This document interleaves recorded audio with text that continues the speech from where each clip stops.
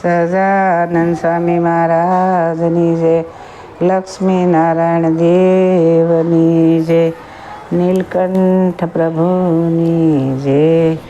ઇતિ વસનામૃત ગરડા પ્રથમનું જે તે થયું. વસનામૃત 18 વિષયખંડનું હવેલીનું. સંવંત 1876ના માક્ષરવદી છઠને દિવસે રાત્રિ પાછલી બપોર બાકી હતી ત્યારે સ્વામી શ્રી સહજાનંદજી મહારાજ શ્રી ગરડા મધ્યે દાદા ખાસરના દરબારમાં આથમણે બારણે ઓરડાની ઓસરીને આગળ ફળિયામાં ઢોલિયા પર બિરાજમાન હતા અને સર્વશ્રેષ્ઠ વસ્ત્ર ધારણ કર્યા હતા. પછી પરમહંસ તથા સત્સંગીને તેડવાને ઘણીવાર સુધી તો પોતે બિચારી રહ્યા અને પછી બોલ્યા, જે એક વાત કહું છું તે સાંભળો. એમ કહીને શ્રીજી મહારાજ બોલ્યા, છે મારા મનમાં તો એમ થાય છે જે વાત ન કહું, પણ તમે અમારા છો માટે જાણીએ છીએ. જે કહીએ જ અને આ વાત છે તેને સમજીને તે જ પ્રમાણે વર્તે તે જ મુક્ત થાય છે. અને તે વિના તો 4 વેદ, શુટશાસ્ત્ર, 18 પુરાણ અને ભારત દીર્ઘ ઇતિહાસ તેને ભણવે કરીને તથા તેના અર્થને જાણવે કરીને અથવા તેને શ્રવણે કરીને પણ મુક્ત થાય નહીં.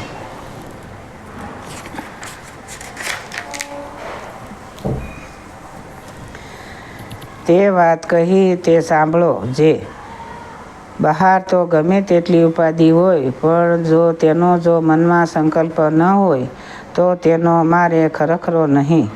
અને અંતરમાં જો રસ જેટલો પદાર્થનો ઘાટ થાય તો તેનો ત્યાગ કરીને ત્યારે નિરાંતર થાય, એવો અમારો સ્વભાવ છે. માટે અમે હૃદયમાં વિચાર કર્યા, જે ભગવાનના ભક્તના હૃદયમાં વિશેષ થાય છે તેનું કારણ તે શું છે. પછી મન, બુદ્ધિ, ચિત્ત, અહંકાર સામું જોયું ત્યાં તો એ અંતકરણ પણ ઉદ્વેગનું કારણ નથી. અંતકરણમાં તો ભગવાનના સ્વરૂપનું નિશ્ચયનું બળ અથવા આત્મજ્ઞાનનું બળ તેને યોગ્ય કરીને અંતકરણને ગાફલતા રહે છે. ભગવાન બોલ્યા, ભગવાન મળ્યા છે તે હવે કાંઈ કરવું રહ્યું નથી એવું ગાફલતાપણું રહે છે. એટલો જ અંતકરણનો વાક છે. અને ઝાઝો વાક તો પંચ જ્ઞાન ઇન્દ્રિયોનો છે. તેની વિગતિ કહીએ છીએ.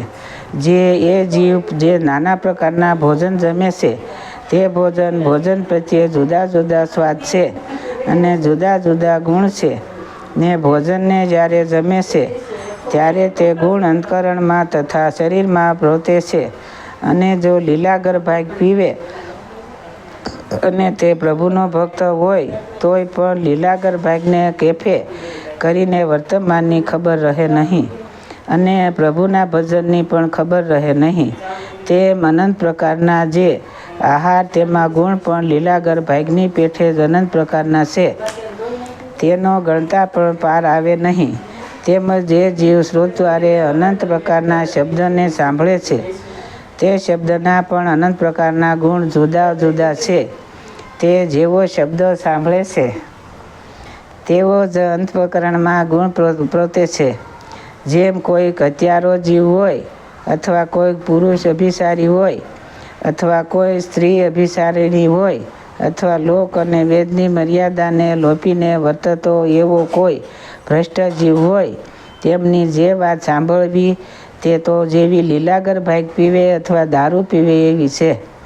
માટે તે વાતના સાંભળનારાના અંતકરણને ભ્રષ્ટ કરી નાખે છે અને ભગવાનનું ભજન, સ્મરણ તથા વર્તમાન તેની વિસ્મૃતિ કરાવી નાખે છે. તેમજ ત્વચાના સ્પર્શ પણ અનંત પ્રકારના છે અને તેના ગુણ પણ જુદા જુદા અનંત પ્રકારના છે. તેમાં પાપી જીવનો જે સ્પર્શ તે જ ભાંગ્ય દારૂના જેવો છે. માટે તે સ્પર્શનો કરનારો હરિભક્ત હોય તેની પણ શુદ્ધ બુદ્ધિને ભૂલાવી દે છે. તેમજ રૂપ પણ અનંત પ્રકારના છે અને તેને ગુણ પણ અનંત પ્રકારના જુદા જુદા છે. તે કોઈક ભ્રષ્ટ જીવ હોય ને જો તેનું દર્શન થયું હોય તો જેમ લીલાગર ભાંગ તથા દારૂ પીવે ભૂંડું થાય છે, તેમજ તે પાપીના દર્શનના કરનારાનું પણ ભૂંડું જ થાય અને બુદ્ધિ ભ્રષ્ટ થઈ જાય છે. તેમજ ગંધ પણ અનંત પ્રકારના છે અને તેના ગુણ પણ અનંત પ્રકારના છે. તે જો પાપી જીવના હાથનું પુષ્પ અથવા ચંદન તેની જો સુગંધી લે તો જેમ લીલાગર પીવે બુદ્ધિ ભ્રષ્ટ થાય છે તેમ જ બુદ્ધિ ભ્રષ્ટ થઈ જાય છે.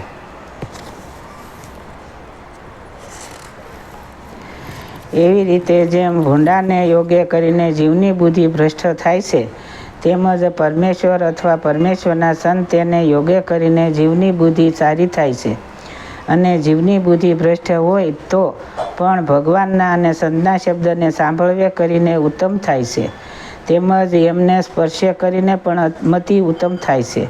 અને વર્તમાનની આડે કરીને મોટા સંતનો સ્પર્શ ન થાય તો તેના શરણની રજ લઈને માથે ચડાવે તેણે કરીને પવિત્ર થાય અને તે જ મોટા સંતને દર્શને કરીને પણ પવિત્ર થાય. પણ વર્તમાન રાખીને દર્શન કરવા તેમજ તે મોટાની પ્રસાદી છે તેને જમવે કરીને પણ પવિત્ર થાય છે. તેમાં પણ વર્ણાશ્રમની મર્યાદા પરમેશ્વરે બાંધી છે. તે મર્યાદાને રાખીને પ્રસાદી લેવી અને જેને ન ખપે તેને સાકરની પ્રસાદી કરાવીને પ્રસાદી લેવી.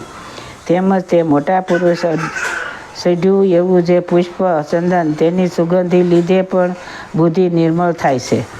તે માટે એ પંચ વિષયને સમજ્યા વિના જે ભોગવશે અને સાર અસારનો વિભાગ નહીં કરે અને તે નારદ સનાદિક જેવો હશે તેની પણ બુદ્ધિ ભ્રષ્ટ થઈ જાય છે. તો જે દેહભાની હોય અને તેની બુદ્ધિ ભ્રષ્ટ થાય તેમાં શું કહેવું? તે સારું એ પંચ ઇન્દ્રિયોનો યોગ અયોગ્ય વિચાર્યા વિના જે મોકળી મેલશે તેનું અંતકરણ ભ્રષ્ટ થઈ જશે. અને પંચ ઇન્દ્રિયનો દ્વારે જીવ જે આહાર કરે છે તે આહાર જો શુદ્ધ કરશે તો અંતકરણ શુદ્ધ થશે અને અંતકરણ શુદ્ધ થશે તો અખંડ ભગવાનની સ્મૃતિ રહેશે. અને જો પંચ વિષેન્દ્રિયનો આહારમાંથી એક ઇન્દ્રિયનો આહાર મલિન થાય છે તો અંતકરણ પણ મલિન થઈ જાય છે. માટે ભગવાનના ભક્તને ભગવાનના ભજનને વિશે જે કોઈ વિષય થઈ આવે છે તેનું કારણ તો પંચ ઇન્દ્રિયોના વિષય જ છે પણ અંતકરણ નથી. અને આ જીવ છે તે જેવી સોબત કરે છે તેવું એનું અંતકરણ થાય છે.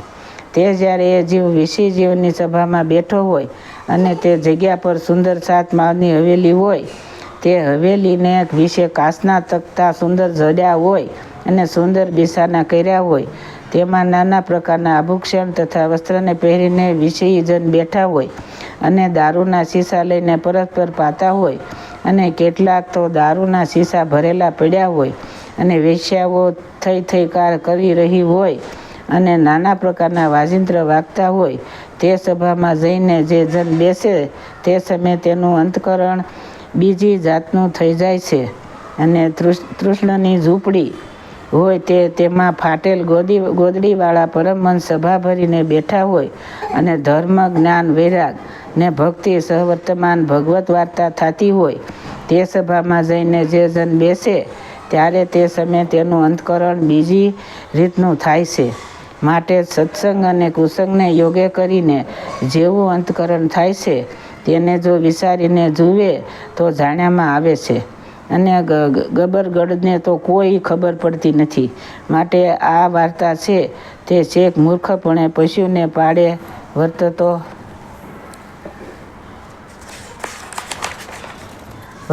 હોય તેને તો ન સમજાય. અને જે કોઈ વિવેકી હોય અને કાંઈક ભગવાનનો આશ્રિત હોય તેને તો આ વાર્તા તુરત સમજાવવામાં આવે છે.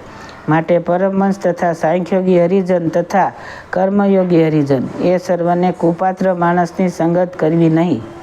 અને સત્સંગ થયા મોર તો ગમે તેવો કુપાત્ર જીવ હોય તોય તેને નિયમ ધરાવીને સત્સંગમાં લેવો.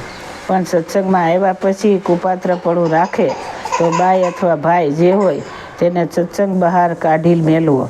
અને જો ન કાઢે તો એમાંથી ઝાઝું ભૂંડું થાય. જેમ જે આંગળીને સર્પે કરડી હોય અથવા કીડિયાનો રોગ થયો હોય અને તેટલું અંગ જો તુરત કાપી નાખે તો પંડે કુશળ રહે ને તેનો લોભ કરે તો ઝાઝો બગાડ થાય. તેમ જે કુપાત્ર જીવ જણાય તેનો તત્કાળ ત્યાગ કરજો. અને આ અમારું વસન છે તે ભલા થઈને સર્વે જરૂર રાખજો. તો જાણીએ તમે અમારી સર્વ સેવા કરી અને અમે પણ તમને સર્વેની આશીર્વાદ દઈશું. અને તમો ઉપર ઘણા પ્રસન્ન થઈશું. કાં જે તમે અમારો દાખલો સફળ કર્યો અને ભગવાનનું ધામ છે ત્યાં આપણે સર્વે ભેળા રહીશું. અને જો એમ નહીં રહો તો તમારે અને અમારે ઘણું છેટું થઈ જાય છે અને ભૂતનું એ બ્રહ્મ રાક્ષસનું દેહ આવશે અને હેરાન થશો. અને જે કાંઈ ભગવાનની ભક્તિ કરી હશે તેનું ફળ તો રઝળતા કોઈ કાળે પ્રગટ થશે. ત્યારે પણ અમે વાત કરી તે પ્રમાણે રહેશો. ત્યાર પછી મુક્ત થઈને ભગવાનના ધામમાં જશો. અને જો કોઈ અમારો વાદ લેશો તો તેનું તો જરૂર ભૂંડું થશે. કાજે અમારા હૃદયમાં તો નરનારાયણ પ્રગટ બિરાજે છે અને હું તો અનાદિ મુક્ત જ છું, પણ કોઈને ઉપદેશ કરીને મુક્ત નથી થયો. અને મન, બુદ્ધિ, ચિત્ત અને અહંકાર તેમને તો હું પકડી લઉં છું. જેમ સિંહ બકરાને પકડે છે તેની પેઠે એ અંતકરણને હું પકડું છું. અને બીજાને તો એ અંતકરણ દેખ્યામાં પણ આવતા નથી. માટે અમારો વાદ લઈને જાણે છે. ઉપાધિમાં રહીને શુદ્ધપણે રહીશું. તે તો નારદ સનકાદિક જેવો હોય તેવી પણ રહેવાય નહીં, તેથી પણ રહેવાય નહીં તો બીજાની શી વાર્તા કહેવી. અને અંત મુક્ત થઈ ગયા તે અંત થશે. તેમાં ઉપાધિમાં રહીને નિર્લેપ રહે એવો કોઈ થયો નથી ને થશે પણ નહીં. અને હમણાં પણ કોઈએ નથી અને કોટી કલ્પ સુધી સાધન કરીને પણ એવો થવાને કોઈ સમર્થ નથી. માટે અમે કહ્યું છે તે પ્રમાણે રહેશો તો રૂડું થશે. અને અમે જે કોઈને હેતે કરીને બોલાવીએ છીએ તે તો તેના જીવના રૂડા સારું બોલાવીએ છીએ, અથવા કોઈને હેત કરીને સામું જોઈએ છીએ, અથવા કોઈ સારા ભોજન કરાવે છે તેને જમીએ છીએ, અથવા કોઈ ઢોલિયો બિસાવી દેશે તે ઉપર બેસીએ છીએ, અથવા કોઈ વસ્ત્ર, આભૂષણ તથા પુષ્પના હાર ઇત્યાદિ જે પદાર્થ લાવે છે તેને અંગીકાર કરીએ છીએ. તે તો તેના જીવના રૂડા વાસ્તે કરીએ છીએ, પણ અમારા સુખને વાસ્તે કરતા નથી. અને જો અમારા સુખને વાસ્તે કરતા હોઈએ તો અમને શ્રી રામાનંદ સ્વામીના સમ છે. માટે એવું વિચારીને કોઈ અમારો વાદ કરશોમાં. અને પંચ ઇન્દ્રિયોનો આહાર છે તેને અતિશય શુદ્રપણે કરીને રાખજો. એ વચન અમારું જરૂર માનજો. અને આ વાત તો સર્વને સમજાય એવી સુગમ છે, માટે સર્વના સમજ્યામાં તુરત આવી જાય છે. તે સારું સત્સંગમાં અતિશય પ્રોતાજ્યો તેમાં અમારો ઘણો રાજીપો છે. એમ વાર્તા કરીને જય સચ્ચિદાનંદ કહીને શ્રીજી મહારાજ પોતાના ઉતારામાં પધાર્યા હવા. ઇતિ વચનામૃત ગરડા પ્રથમનું. સહજાનંદ સ્વામી મહારાજની જય. વચનામૃત